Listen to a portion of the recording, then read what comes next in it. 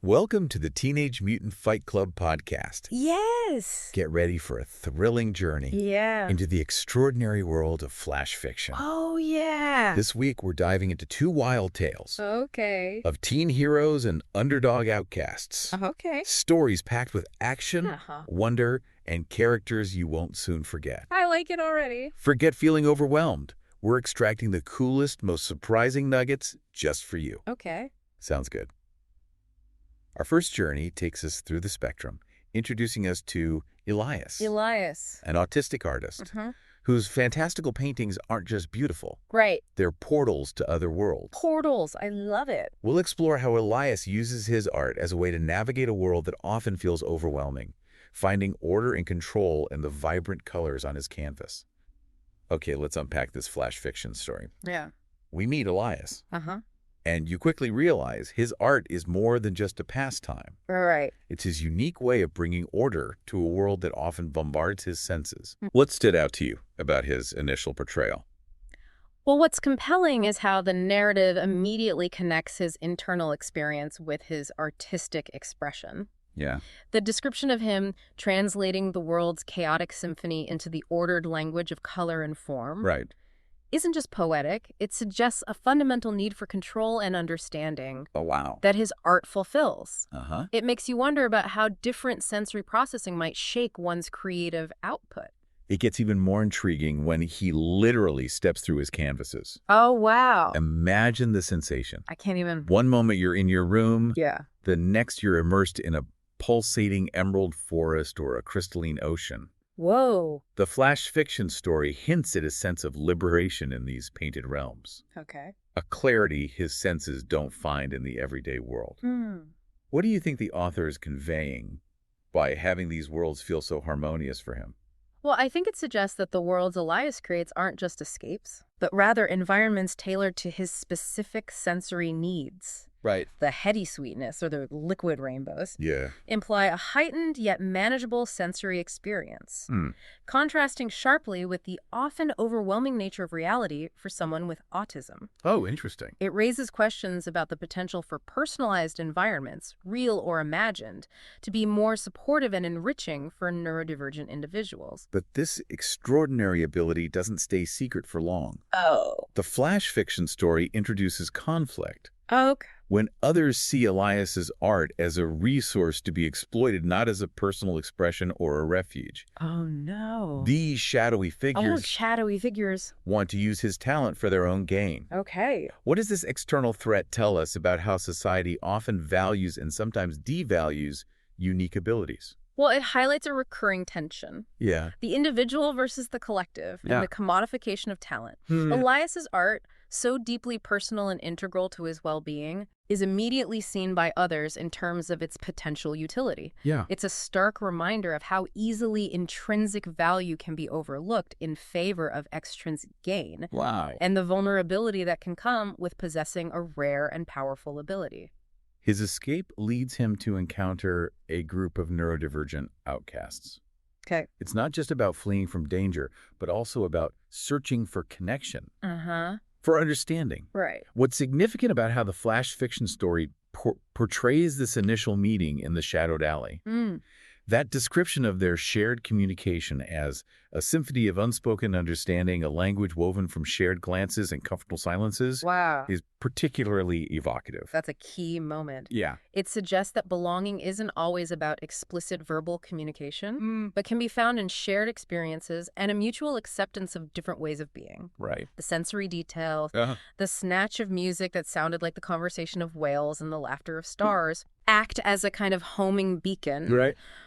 drawing Elias to others who experience the world in similar, unconventional ways. I see. It challenges the notion that connection requires conformity. Then comes the showdown. The showdown. The flash fiction story culminates in a tense confrontation, with Elias's new companion stepping in to defend him in unexpected ways. Unexpected. Forget conventional fighting. We're Yeah. talking about bending light and weaving air. Oh, my goodness. What do these unique abilities, Right. born from their neurodivergent traits, tell us about the potential of diverse minds working together? It beautifully inverts the traditional power dynamic. What might be seen as limitations in a neurotypical world Right. are here presented as distinct advantages. I see. The boy who bends light, Uh-huh. perhaps someone overwhelmed by visual stimuli in everyday life, Yeah. can harness that sensitivity for defense. Mm. The one who weaves air, maybe someone attuned to subtle atmospheric changes, Yeah. can create tangible shields. Wow. It's a powerful metaphor for how embracing neurodiversity can lead to innovative solutions and unexpected strengths within a community. And in the heat of the moment, How? Elias doesn't paint an escape. He paints an inferno. Oh, an inferno. It's a powerful shift from seeking refuge to actively protecting his newfound community. Yes. So, considering everything we've discussed about this flash fiction story, Right. what's the central insight here about Elias's journey through the spectrum? Ultimately, it seems to be about finding a sense of belonging and empowerment Yeah. through embracing his unique way of experiencing the world and connecting with others who share similar experiences. Right. The painted worlds weren't just escapes, Right. but stepping stones towards finding a community where his differences are strengths, not obstacles. It makes you think about the importance of creating spaces where neurodivergent individuals can connect and thrive on their own terms. Now, our second journey plunges us into medieval times Ooh, medieval times. with The Shadow Thief, a compelling flash fiction story Okay. about Raphael, Raphael. a bisexual alchemist Okay. with a thirst for knowledge that leads him down a rather unusual path. I like unusual path. After years of relentless research, he creates a potion with the aim of understanding the very essence of being. Oh, wow. What does this intense dedication to his craft suggest about his character? The description of Raphael, fingers perpetually stained with inks and his eyes bearing the telltale signs of sleepless nights, Right? paints a vivid picture of someone driven by intellectual curiosity to the point of obsession. Wow. His exclamation for the pursuit of knowledge underscores this all-consuming desire. Right. It sets the stage for a discovery that transcends the boundaries of conventional understanding. And what a discovery it is. Yeah. Raphael's potion gives birth to his shadow, What? granting it a life of its own. This isn't just a darker reflection. It's an independent entity with its own will. So cool. The flash fiction story describes it as a wriggling, inky silhouette that danced with an unsettling yet captivating autonomy. What's your initial interpretation of this extraordinary event? It's a powerful visual metaphor for the unconscious mind, perhaps. Okay. Something intrinsically linked to Raphael, yet separate and capable of independent action. Right. The initial fear, followed by fascination, suggests a confrontation with an unknown aspect of himself, Right. brought into tangible existence. The unsettling yet captivating duality hints at the potential for both disruption and profound insight. He names it Dusk, and an extraordinary companionship blossoms between them.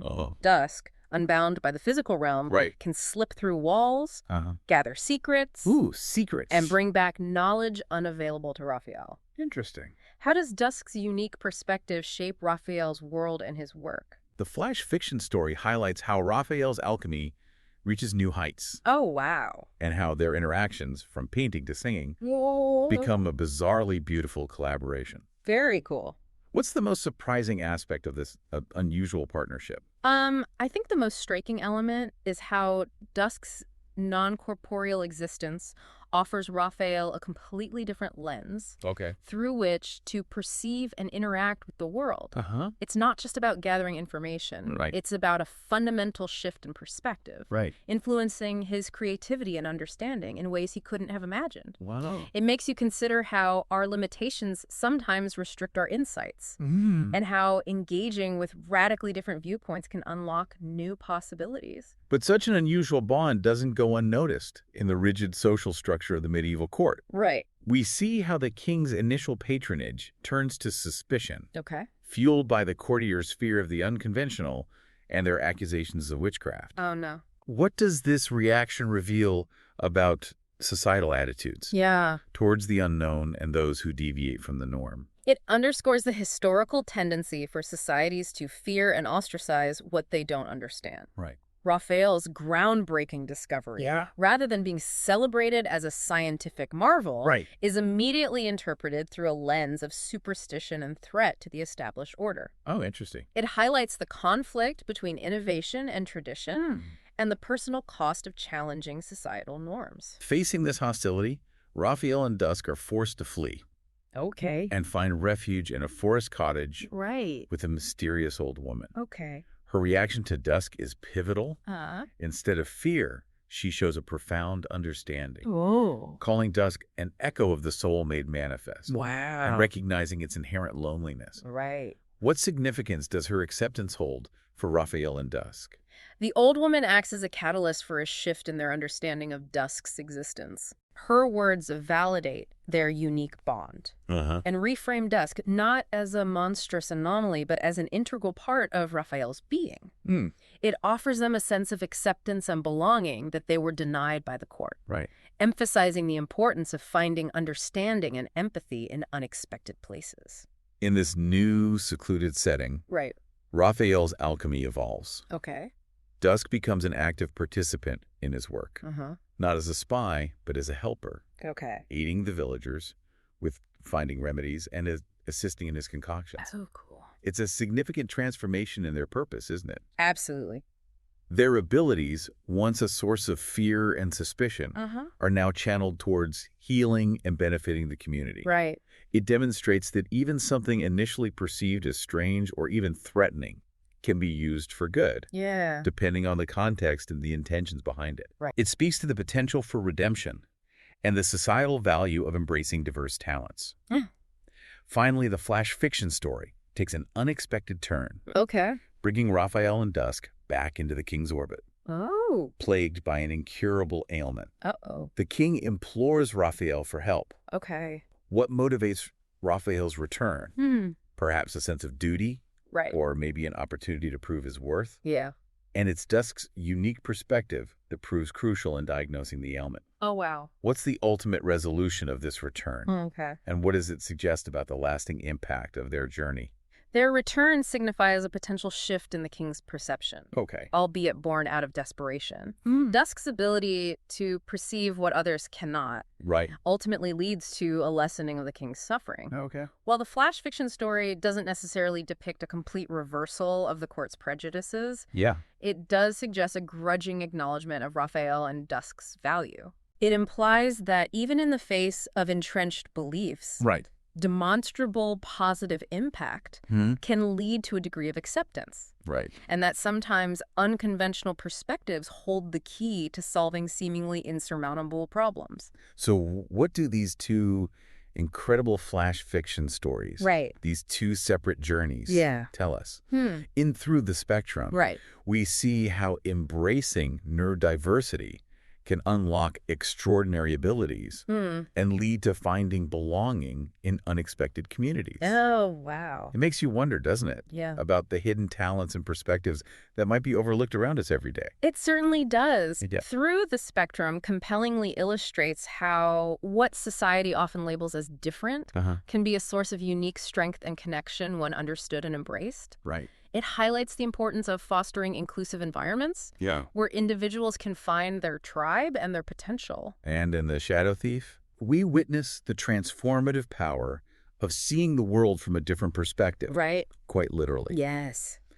Raphael's journey with Dusk highlights how even our seemingly darkest or most unusual aspects can lead to profound connection and purpose. Oh, wow. It leaves you contemplating, perhaps, the value of embracing the unconventional within ourselves and others.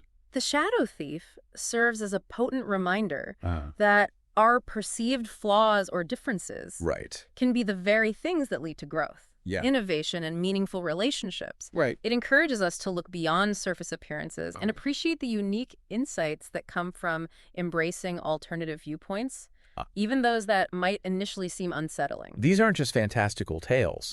They're insightful explorations of identity, acceptance, and the fundamental human search for connection. We hope this journey into these flash fiction worlds has sparked your imagination. and maybe even offered a fresh way of looking at the world and the people around you. Consider how the struggles for understanding and acceptance faced by Elias and Raphael, though set in fantastical contexts, resonate with universal human experiences. These flash fiction stories, in their brevity, offer profound reflections on the importance of empathy, open-mindedness, and the celebration of individuality. What resonated most with you in Elias's quest for a place where he felt understood? Or what did you find most compelling about Raphael's evolving relationship with his shadow? We encourage you to delve deeper into themes of neurodiversity, the power of perspective, and the enduring meaning of belonging. Think about how the unique challenges faced by these characters ultimately became sources of strength and conviction. What does that tell us about the potential we might find in embracing our own and others' differences? Thank you for joining us on the Teenage Mutant Fight Club podcast. Yes, thank you. Rate and follow for more captivating stories from the world of flash fiction.